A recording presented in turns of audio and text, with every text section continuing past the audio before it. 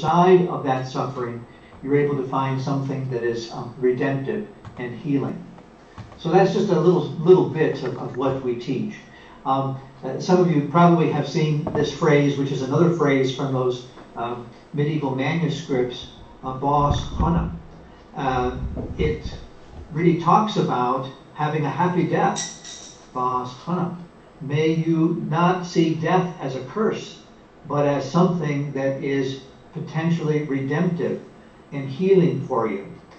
So these kinds of bits that are very much part of old Celtic wisdom were kept alive in the hospices in Europe from the 11th century on. And so it's a wonderful thing to be able to bring it back to you in our course. Just very, very briefly, the course, I would say, practically speaking, because there's the history part of it, but it helps you bring together and learn how to assess or to bring into alignment who you are, your core strengths and gifts in life, with what you do in the world. And what we do in this tradition is show that when those circles are together, there's often a sense of peace and happiness. When what we are doing in our lives and in the world is separate from who we essentially are, it's often the cause of great suffering. So we will introduce some tools, some practical tools that now are used literally all over the world. If you go to our website that I'll show you at the end, you'll see that these tools have been translated into 20 different languages in Europe and Asia. And they're ways of helping people measure physical pain, which we're used to that kind of scale, emotional pain, which we sometimes use to help people understand their affect, but what we've added is a spiritual pain scale. And this is actually rather new. It has developed out of the hospice tradition now and is being used broadly. And so I want to just talk to you a little bit about that spiritual pain scale, because I think that's the essence of the course. That we would say that any human being, regardless of whether they have a particular religious tradition or not, it's really secondary, hardwired into us as human beings are 4 different essential qualities that we require to be well, to be balanced. We need a strong sense of meaning, of hope, of reconciliation, and of solid relationship. And when those are healthy, when those are in place, then when we take our spiritual pulse, we find there's alignment. When something is out of alignment, it's because there's suffering in one of these 4 areas. For example, in the area of meaning, if people have lost a sense of purpose in terms of why they're here, then that can often be a source of suffering. So we would ask questions from this tradition of people who are at the end of life, like this friend of mine who you're seeing here, Mary Helen, who had advanced cancer and yet had one of the most rich qualities of life of anybody I'd ever known. That's because she found meaning in her illness and in her disease process. So we'll learn how to use these simple scales for ourselves first, and then we can apply them to other people in our lives as well. In terms of meaning, there's a beautiful phrase from the 9th century Celtic book of Living and Dying that just says, ultimately meaningfulness makes us well and meaninglessness makes us sick. It seems so obvious, but I think the course really gives us a chance to explore that together. If you take the area of forgiveness, a very important area that often causes spiritual pain for people as they're aging and at the end of life. Here I could bring a quote from an American sort of icon here, Steve Jobs, who of course invented these iPhones and so many of these devices that we carry around. And in the last 2 years of his life, when he was diagnosed with a pancreatic cancer, he gave this speech at the University of Stanford to college graduating students. He said, "Remembering I'll be dead soon is the most important tool I've ever encountered to help me make the big choices in life. Because almost everything, all external expectations, all pride, all fear of embarrassment or failure, these things just fall away in the face of death, leaving what is only truly important. Remembering you're going to die is the best way I know to make sure you follow your heart." It seems so simple, but to begin to remind ourselves as a culture that we live life backwards from our mortality. That's what Bos Hana means. To see death not as the Grim Reaper, but as the reality around which we find a deeper sense of life. So forgiveness pain for people is often one of those that they need to work with, and not just at the end of life, but at every stage of our lives. So we'll explore what it's like to measure and evaluate the quality of my presence in terms of other people who are core in my life and relationship. What we're going to find here in this course is that it's the dying who are our teachers. They're the ones who have the wisdom. Their stories inspire us. And I know you'll bring your stories to the course as well, and we'll learn together about how forgiveness is a kind of therapy that can boost the immune system, for example, that our science knows that reality now, that relationship. So we'll work with each of these four dimensions of spiritual suffering. In terms of forgiveness, we'll learn some simple techniques, gratitude techniques, through breath, which can help a person at the end of life who is really stuck, who can't release an area of non-forgiveness, and share some beautiful stories and techniques with how we can all help our loved ones when they're suffering at the end of life as well. And just very briefly, we'll also look at the spiritual pain of relatedness. When we do that, we're going to talk about relatedness not just in terms of how I relate to people, but how I also relate to all of the things in life that are important to me. My role, my job, my work, my identity. For so many people, those are essential parts of meaning and pain. This is a picture of my wife, Mary, who lived for 9 years with serious stage 4 cancer.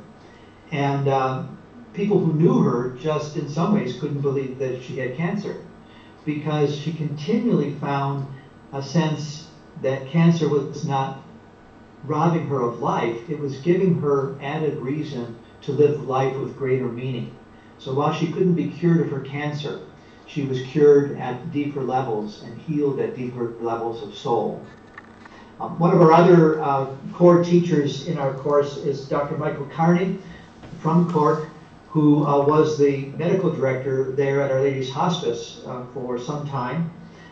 He's now the medical director for our institute, and I understand Michael's coming to speak there at Our Lady's Hospice later this month in April, which is terrific. But Michael is one of those remarkable people who has written extensively about what I'm talking to you about. And as a physician, you know, for him to say that, and to remind us that Western medicine has no model to help people live through their suffering, is a powerful kind of teaching. That you don't fix suffering, that healing is helping people find a way through that suffering. And then Michael says, if you just pay attention to soul a little bit, the soul begins to respond 1,000-fold. So we love highlighting teachers. I have 2 physicians who teach this course with me, and we love to bring together, as we say, soul and science, the inner work of spirit and the outer work of our physical bodies. And when we combine those, we have powerful techniques and therapies that we can teach. The final quality for spiritual wellness is hope.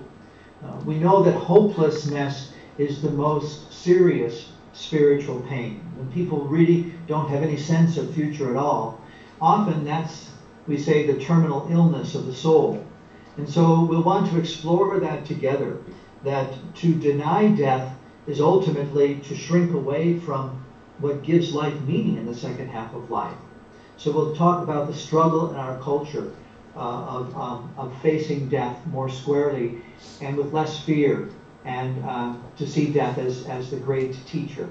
And we'll also talk about hope in terms of cancer and serious illness and aging. And we'll lift up some of the great physician researchers of our time who talk about the role of hope that is every bit as important for patients as pills and drugs and surgeries and other therapies. So we'll be putting all of that together for you, I think in a way that you'll find inspiring and useful.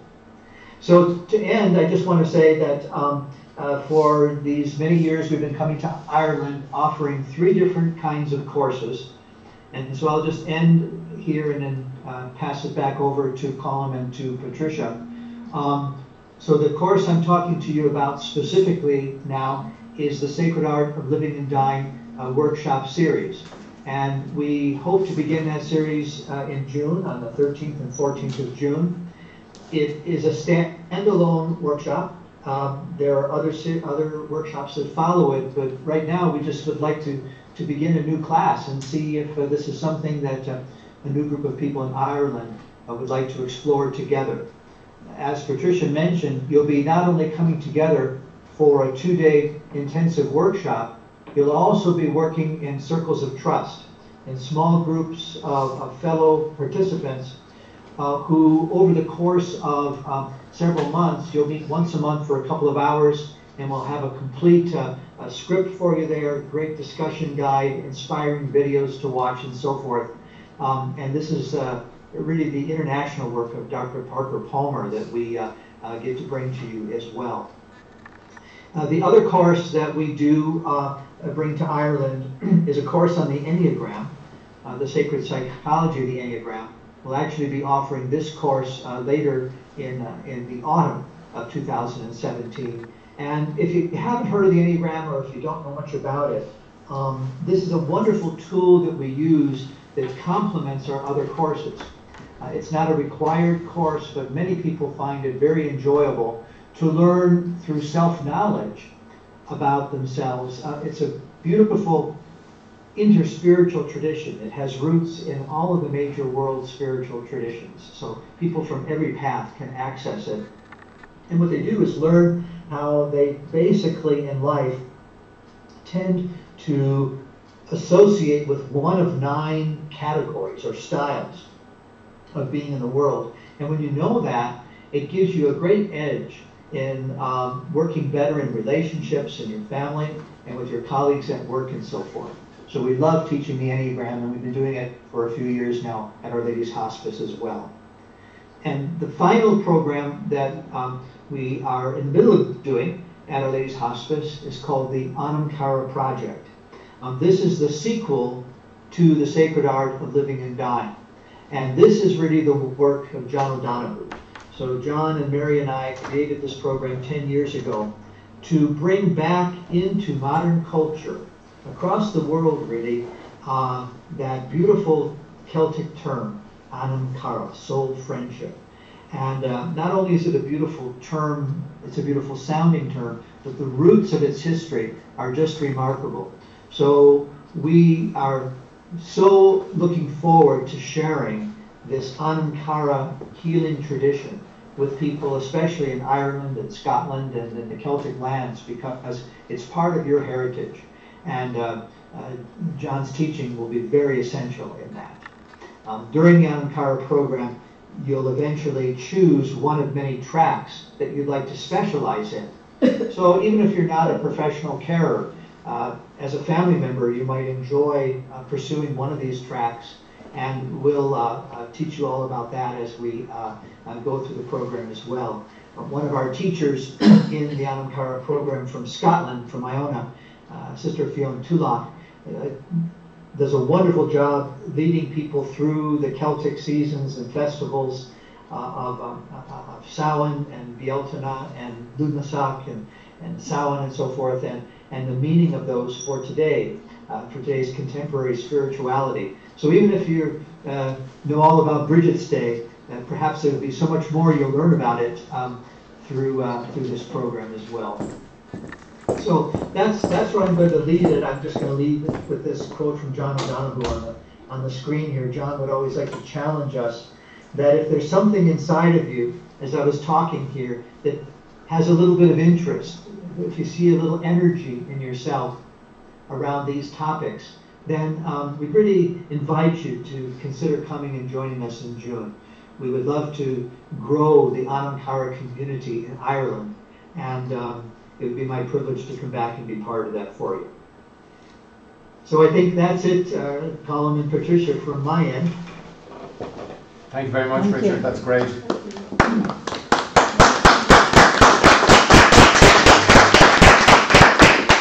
Thanks very much, Richard. That was great. Great overview of a lot of different programs.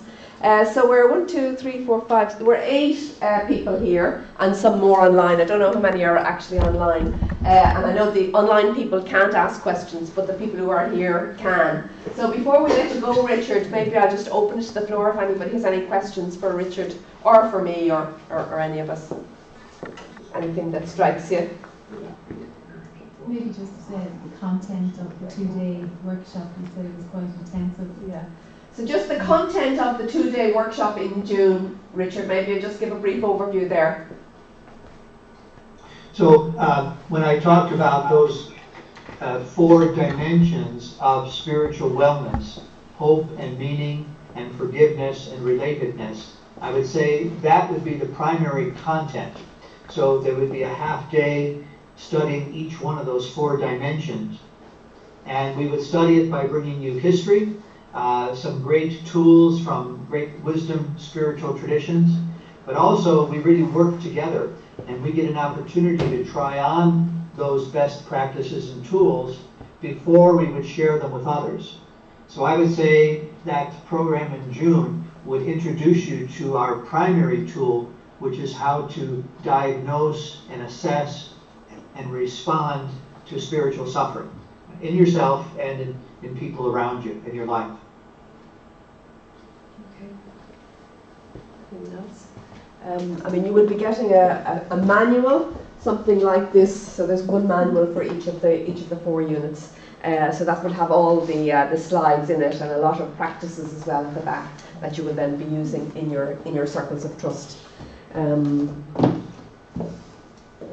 Anything else? Could I ask, is the Anam Cara, is that part of this program or a follow-up? Okay, so the question, Richard, is whether the Anam Cara program is part of this one or a follow-up. And I think I can answer that. In order to be eligible to do the Anam Cara program, you need to have completed the Sacred Art of Living and Dying. Yeah. So we would see the Sacred Art of Living and Dying as a kind of foundation course. And then based on those insights and that experience and that history, we bring that into Anam Cara, and then we deepen it in working with the elderly or the grieving or in faith communities. In Anam Cara, you can be certified to be a spiritual director, for example. So there's a number of ways in Anam Cara that you actually put the work into practice. But the Sacred Art of Living and Dying is the foundation to that work. Would anybody like to say where you're coming from or what brought